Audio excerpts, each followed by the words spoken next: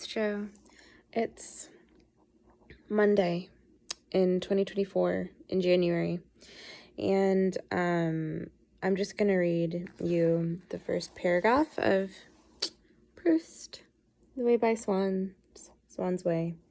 This is a gorgeous little, I'm obsessed with modern library editions. I think they're like the perfect books. And so I got this one out of the UC library for this class that I'm taking where we're gonna read this book and talk about it. I have a copy that I read years ago, but it's in a box, and I realized today that I was like, oh, going to the library and checking out the library copy would be far easier than hunting down the copy in the box. Anyway, this really bears no preamble.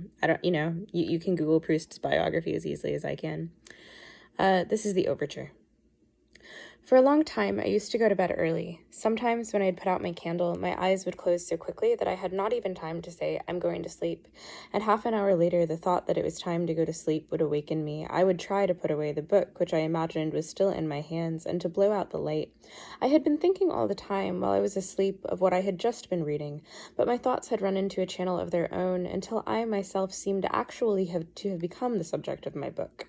A church, a quartet, the rivalry between Francois I and Charles V.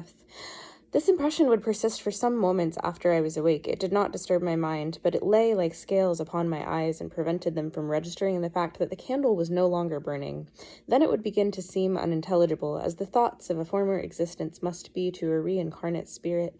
The subject of my book would separate itself from me, leaving me free to choose whether I would form part of it or no, and at the same time my sight would return, and I would be astonished to find myself in a state of darkness, pleasant and restful enough for the eyes, and even more, perhaps, for my mind, to which it appeared incomprehensible, without cause, a matter dark indeed.